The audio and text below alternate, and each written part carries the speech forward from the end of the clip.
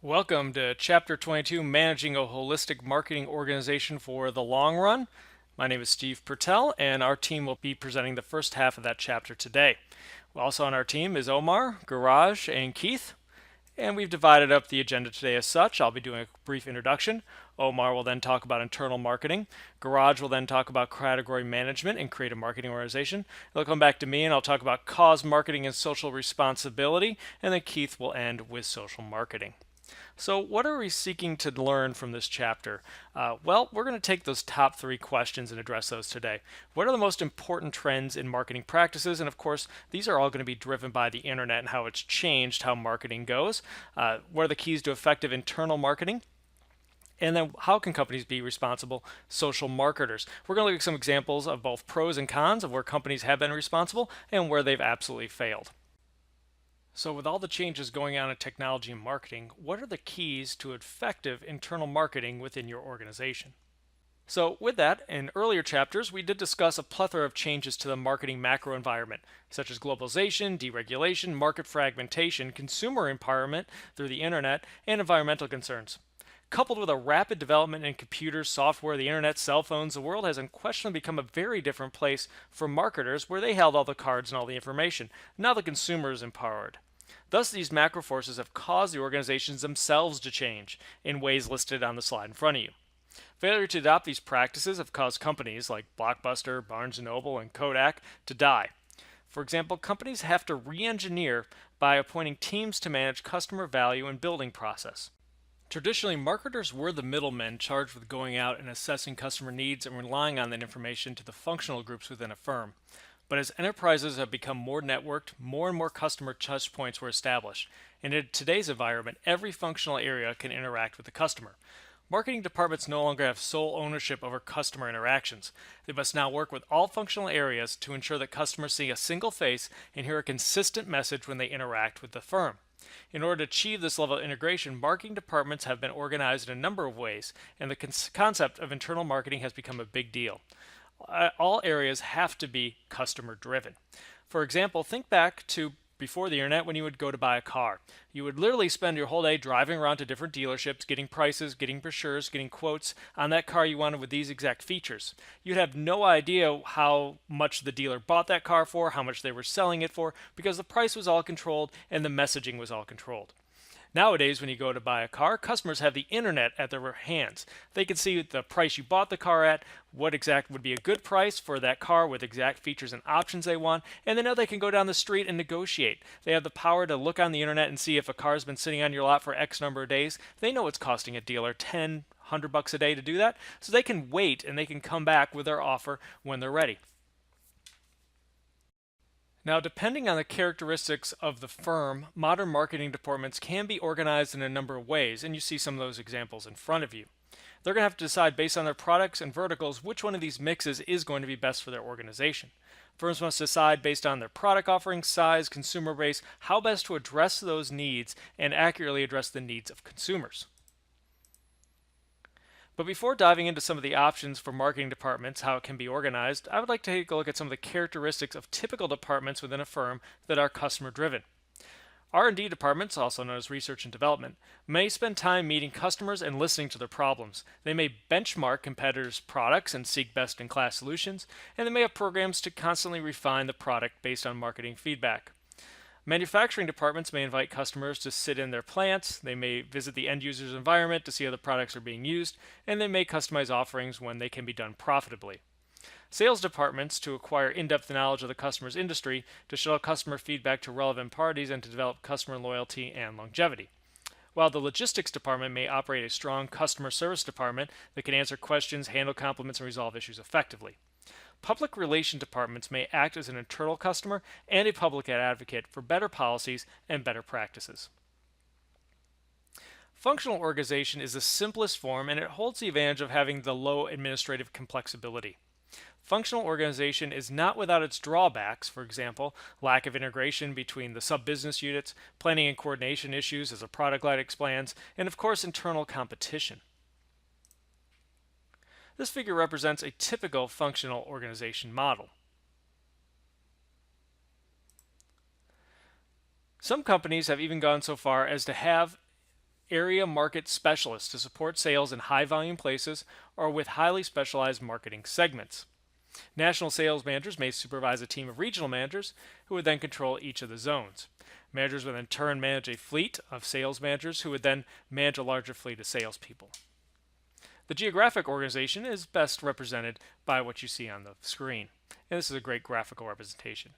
Even though it goes sideways, it can be divided up both nationally and regionally. Product or brand management organizations are typically companies with a variety of products and brands, often used in the structure in addition to the functional organization at another level, the management. For example, here's the hub and spoke system feature that represents the used option of a product or brand management organization. Here are some typical tasks that would be performed by brand managers. They would develop long-range and competitive strategy for each product. They would prepare annual marketing plans and sales forecasts, work with advertising and merchandising agencies to develop campaigns, increase support of the product among channel members, if they're working in the channel, and gather continuous intelligence on product performance and customer attitudes, as well as initiate product improvements where warranted. Product or brand management organizations' design facilitates fast reaction times. Managers are able to quickly react to new products in the marketplace, and managers are able to focus on developing cost-effective marketing programs. Smaller brands now have someone looking after them. They have a voice and someone to fight their resources for them. Even though they may be among highly specialized organizations, they can still be effective for the company. Some disadvantages: managers may lack the authority or autonomy to carry out their responsibilities. As more and more products are brought on stream, more and more personnel may need to be hired and direct and associated costs that can grow substantially. The fragmentation of markets makes it harder to develop a national strategy. However, brand managers must please regional and local sales groups, thus transferring the power from marketing to sales. In such models, the tenure of brand managers typically is rather short. Therefore, managers are prone to being short-sighted and not planning for the long term. It is easy for the focus to become increasing market share as opposed to strengthening customer relations. Product teams are another alternative under the umbrella of product management organizations. There are three basic types. The vertical product team, which you'll see in yellow right there. Here, the product assistant reports to the associate product manager, and they report to a product manager. The next type is a triangle production team, which you'll see in yellow right there. Here, a market specialist, researcher, and communications both report to the product manager. Lastly, in the green, you'll see the horizontal product team. Here, a host of persons all report to a product manager. Both the triangle product team model and the horizontal team model consist of key representatives from functions that affect the product. And each group that supports a major brand is called a Brand Asset Management Team, or BAMT. These BAMTs represent a less traditional model and have become rather popular. Lastly, there's a third alternative for product management organizations. Here, product managers are eliminated for all the minor products, and minor products are just assigned to managers with major products. When all these products appeal to a similar set of needs, they will be successful. For example, a cosmetic company that focuses on lipstick may have a manager that oversees lip gloss or an eyeshadow line as they address all the needs for the consumer. And now over to Garage with Category Management and Creative Marketing Organization. Hello, everyone. My name is Giraj, and I'll be going over Category Management and Creative Marketing Organization under the Chapter 12, Managing a Holistic Marketing Organization for the Long Run. Let's get started. What is category management? And how does it help with brand and marketing management? What strategies are being used to define category and their role? Category management is a concept in which the range of products purchased by a business organization is broken down into discrete groups of similar or related products. These groups are known as product categories. It's a systematic, disciplined approach to managing a product category as a mini business in its own right, when its own set of turnover, own set of targets, own set of KPIs. Introduction of category management in a business means to alter the relationship between buyer, supplier, and customer. Instead of traditional adversarial relationship, the relationship moves to one of the supplier and customer with exchange of information, sharing of data, and joint business building. Let's get to the question of how does it help with brand and marketing management. By fostering internal competition among brand managers, the traditional brand management system created strong incentives to excel, but also internal competition for resources and a lack of coordination. The new scheme was designed to ensure adequate resources for all categories, Another rationale is that increasing power of retail trade. Retailers and regional grocery chains such as Walmart, Target, embrace category management as a means to define a particular product category's strategic role within the store as well as on the other channels. The role of private label products and the trade-off between product variety and inefficient duplication. So what strategies are really being used to define category and their role? It really comes down to the definition and how we define the role for the category, which is an 8-step process. The process begins with definition of the category, like what products are included, what are excluded, what's the role of the category within the retailer. For example, appliances is a destination category for Sears. How do we assess the current performance of the category? How do we set objectives and targets for the future? How do we devise an overall strategy and specific tactics, and how do we implement it? Market management organization. So when customers fall into different user groups with distinct buying preferences and practices, a market management organization is required. Market managers supervise several market development managers, market specialists, or industrial specialists with draw on functional service as required. Market managers of important market might even have functional specific specialists reporting to them. So you can assume or think about market management organization as a big set of organization divided across the value chain. It could be across retail or could be banking or anywhere, right? It's just more created based on the functional subset. Market managers are staff, with the duties like those of product managers. They develop long-range and annual plans, 3 to 5 years a year for their markets, and are judged by or analyzed by their market growth and profitability. There is another set of organization, which is smaller set, I would call it, which is metrics management organization, right? So companies that produce many products for many markets may adopt a metrics organization, employing both product and market manager. The issue here is it comes out costly and often create conflicts because you start to get into other territory very quickly. There's the cost of supporting all the managers and question about whether their authority and responsibility for marketing activities should reside at headquarters or in the division where they operate. I would not say that this is being widely used.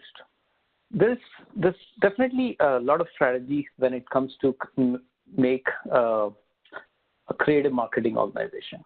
And one at the CXO level and the chief marketing officer really has to come down to the question of how does he support a creative marketing organization, right? Many companies realize that they are not really market and customer driven. They are product and sales driven. Transforming into a market driven company requires developing a company-wide passion for customers, organizing around customer segments instead of products, understanding customers through qualitative and quantitative ways. The task is not easy, but the payoffs can be considerable. It won't happen as a result of the CEO making speeches and urging every employee to think customer, see marketing insight, and for concrete action.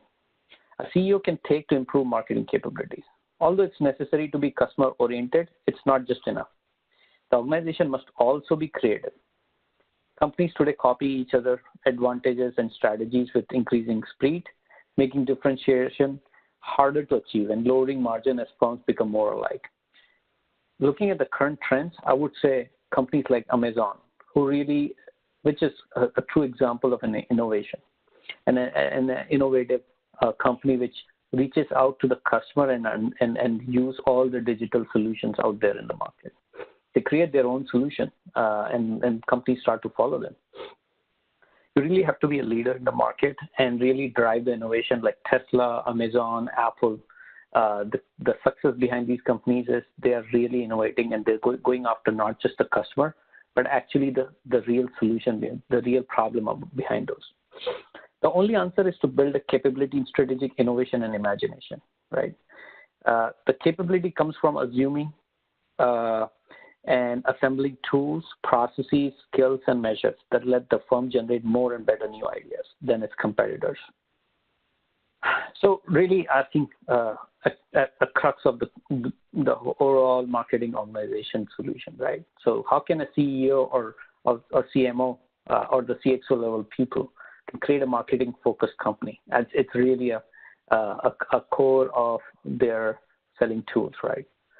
There are various strategies behind it, and if you go about looking some of the solutions out there, right? So doing some sort of appointing senior marketing officer who really comes with a lot of innovation and can be a leader and can really strategize how to really run a particular company from marketing standpoint, right? You can look at the competitor as well as the external guidance. Really it needs to come down to the motivation of the employees and how do you reward and create a good compensation structure which can support the creative marketing campaigns, right? Go after the strong marketing talents. You can start to develop an in-house marketing training program which really focuses on developing the skill set and cross-functional marketing strategies, installing a modern marketing planning system, and establishing an annual marketing excellence recognition program. You can empower the employees in many different ways, right? Not looking and start to think outside the box, not just focus on one particular strategy, but also to focus on, thinking more from innovation perspective, not just going after because Amazon doing this, we should do this, or because of Apple doing this, we should do this. It should really be a core basic problem, but can be solved through various different means, right? So a marketing manager or marketing associate should really be thinking at different ways of reaching out to the customer and how do they engage the customer in their better solution, which is out there. So just to summarize that, there are various ways a marketing organization can be created and can be function. It all comes down to what really works for the organization, their strategic goals, the customer they're trying to reach out to. There is definitely, when it comes to the products and retail, most of the companies really follow the merchandising way of handling the products and assortments, and how do they cross category, how do they define the rules between the categories. So when you're in the store purchasing a product, how do you look at the other products which could really generate or which can create more basket or increase the basket size should be really the focus for the marketing organization. Thank you, everyone. Welcome. My name is Steve Pertel, and I'll be doing the Cause Marketing and Social Responsibility section. Believe it or not, businesses have not always believed in cause marketing and social responsibility. In fact, Adam Smith in 1776 once said, "I've never known much good done by those who profess to trade for the public good." However, many now believe that satisfying customers, employees, and other stakeholders and achieving business success are not antithetical. In fact, they're closely tied to adaptation and implementation of high standards of business and marketing conduct. A further benefit being seen as social responsibility is the ability to attract employees, especially younger workers, who want to feel good about the company they work for. In fact, the most admired companies and most successful companies in the world abide by a code of serving people's own interests, not their own. Thus, effective marketing must be matched by a strong sense of ethics, values, and social responsibility. So let's dive into those concepts. First, a number of forces are driving companies to practice a higher level of corporate social responsibility. These might be things such as rising consumer expectations, involving employee goals and ambitions, tighter government legislation that's pushing them in that direction, and pressure from investors, social criteria on media scrutiny, and changing business procurement processes. Social responsibility behavior is where individual marketers must exercise their social conscience in specific dealings with customers and stakeholders. Some top-rated companies for social responsibility are Microsoft, Johnson & Johnson, 3M, Coca-Cola, and Google. Interestingly, people want information about a company's record on social and environmental responsibility to help them decide which companies to buy from, invest in, or work for. Communicating corporate social responsibility can be a challenge. Once a firm touts an environmental initiative, it may become the target for criticism. Many well-intentioned products and marketing initiatives we have seen could have unseen or unavoidable negative consequences, and we'll look at some of those in this deck. Next, let's focus on legal behavior. Organizations must ensure every employee knows and observes relevant laws. For example, it's illegal for salespeople to lie to consumers and mislead them about the advantages of buying a product. Salespeople may not offer bribes to purchasing agents or influence a B2B sale. Their statement must match advertising claims, and they must not be able to maintain or use competitors' technical or trade secrets. Finally, they must not disparage competitors or their products by suggesting things that are not true. Managers must make sure that every sales representative knows the laws and acts accordingly. Now let's focus on ethical behavior. Business practices come under attack because business situations routinely pose ethical dilemmas. It's not easy to draw a clear line between normal marketing practice and unethical behavior. Some issues sharply divide critics. For example, though Kraft stopped advertising some of its less healthy products, such as Oreos and Chips Ahoy, on television programs targeted at children, some felt that it was not enough. Of course, certain business practices that we've just covered are illegal or unethical. However, when those legal or ethical guidelines were challenged, there wasn't a broad public microphone in order to broadcast those. Now, today with the internet, a disgruntled customer might badmouth an unethical or poorly performing firm to 12 other people. But now today, the internet, she can multiply that and reach thousands and thousands of people. Microsoft, for example, has attracted scores of anti-Microsoft sites, including Microsoft Boycott, IHateMicrosoft.com, among others. So how does that relate to marketing? Well, let's take a look at some very successful examples of cause-related marketing. First is Downy Fabric's Touch of Comfort Cause marketing program. They've donated thousands of blankets to hospitalized children. Researchers have seen the humanistic companies make the best ones. They see the firms of endearment, as they call them, as those of a culture of caring that serve the interests of their stakeholders. The way they define who is served by this is by the acronym SPICE. They say society, partners, investors, customers, and employees all must create a love affair with stakeholders.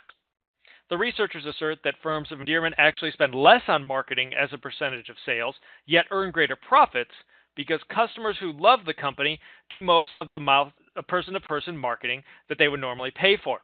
This type of viral marketing through cause-related can be a great use of funds and boost your company in a plethora of ways. So what do the best-in-class cause marketing firms benefit from, and how do they do it? Well, cause-related marketing firms blend corporate responsibility initiatives with marketing activities. Cause-related marketing links the firm's contributions to a designed cause to customers engaging directly or indirectly in revenue-producing transactions with the company. Cause marketing is a part of the corporate societal marketing, also known as CSM, which they define as marketing efforts that have at least one non-economic objective related to the social welfare and use the resources of the company towards it. Wright and Murphy also include traditional and strategic philanthropy and volunteerism in cause-related marketing. For example, 3 award-winning and highly successful programs we'll take a look at in the next slide. But let's look at some pros and cons of each program and some important guidelines. The first one you see on the screen right there is British Airways. They developed a cause marketing campaign called Change for the Good.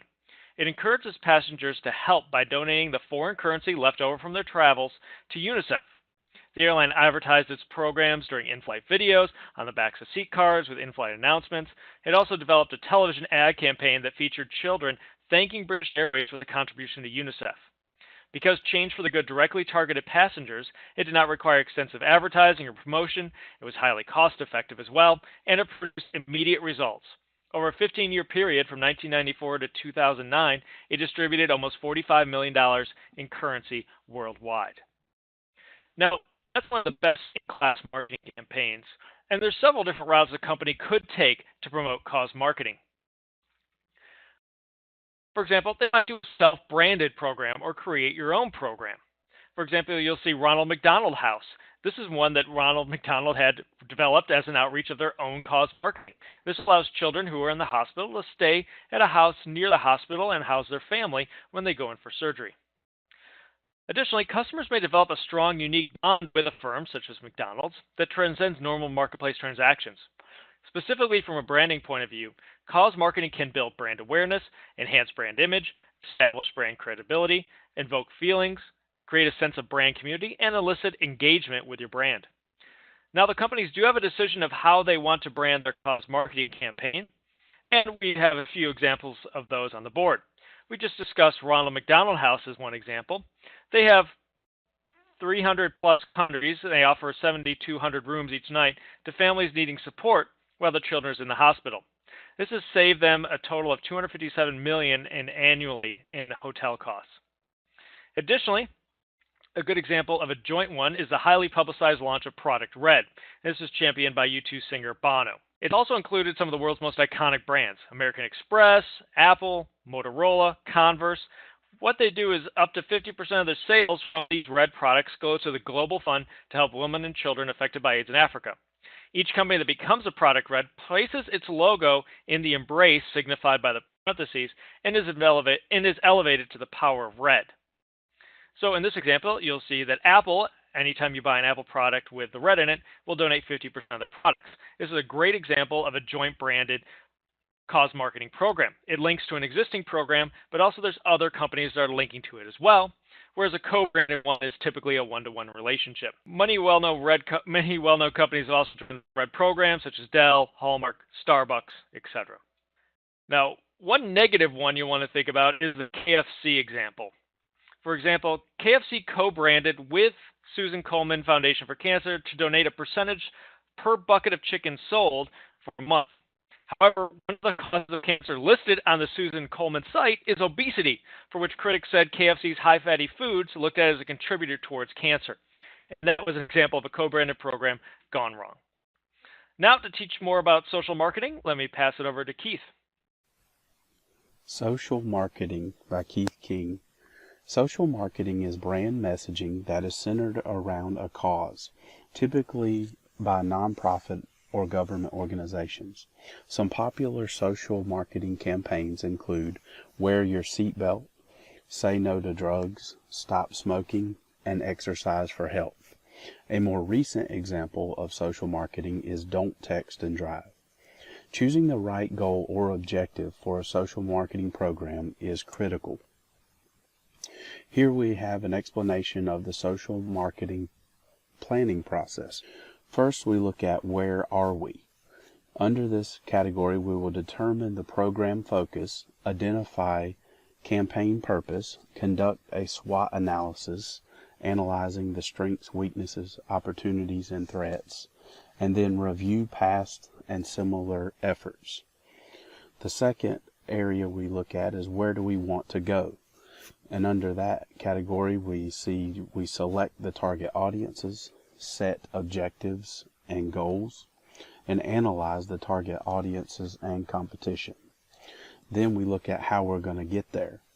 Under this category, we look at the product, the price, the distribution, and communications.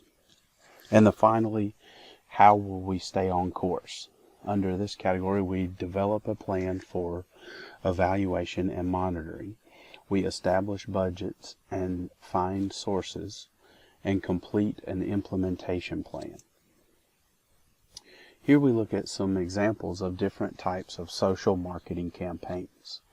The first example would be cognitive campaigns. And under cognitive campaigns, we see an example might include to explain the nutritional values of different foods.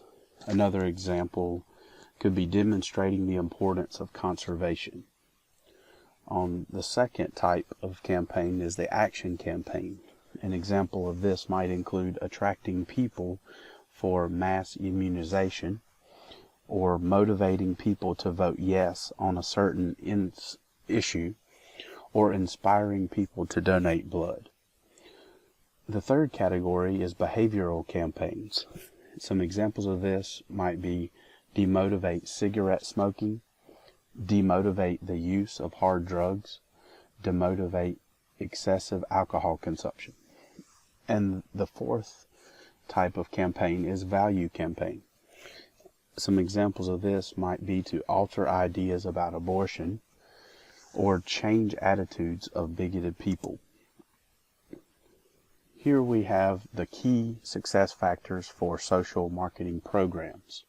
choosing the target market that are ready to respond, promoting a single doable behavior in clear, simple terms, explain the benefits in compelling terms, make it easy to adopt the behavior, develop an attention-grabbing messages, consider an education entertainment approach. Social marketing programs are complex.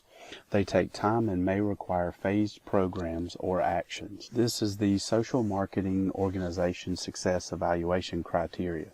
First, we look at the incidence of adoption, the speed of adoption, the continuance of adoption, the low cost per unit of adoption, and the absence of counterproductive consequences. It's important for organizations to continue to monitor the effectiveness of their social marketing campaigns. By measuring the response and adoption of the public, they can adjust their strategy for peak performance as they begin to see a shift. So what are some important trends in marketing practices? Some trends include re-engineering, outsourcing, benchmarking, supplier partnering, customer partnering, merging, globalizing, flattening, focusing, justifying, accelerating, empowering, broadening, and monitoring. So what are some keys to effective internal marketing? Internal marketing requires that everyone in an organization accept the concepts and the goals of marketing and engage in choosing, providing, and communicating customer value. Only when all employees realize their job is to create, serve, and satisfy customers does the company become an effective marketer. Effective internal marketing must be matched by a strong sense of ethics, values, and social responsibility. How can companies be responsible social marketers? Raising the level of social responsibility marketing calls for making a three-pronged attack that relies on proper legal, ethical, and social responsibility behaviors. Legal behavior is where organizations must ensure every employee knows and observes relevant laws. Ethical behavior, companies must adopt and disseminate a written code of ethics, build a company tradition of ethical behavior, and hold their people fully responsible for observing ethical and legal guidelines. In social responsibility behavior, individual marketers must exercise their social conscience in specific dealings with customers and stakeholders. So how can a company improve its marketing skills? Many companies realize they're not really market and customer driven. They are product and sales driven. Transforming into a market driven company requires developing a company-wide passion for customers, organizing around customer segments instead of products, and understanding customers through qualitative and quantitative research. What tools are available to help companies monitor and improve their market activities? One tool available would be to perform a sales analysis. A sales analysis measures and evaluates actual sales in relationship to goals. Another would be to perform a market share analysis. Market share analysis track market share among other companies to see how well they're performing against competitors. And another option would be to perform a financial analysis. Management uses financial analysis to identify factors that affect companies' rate of return on net worth. And thank you.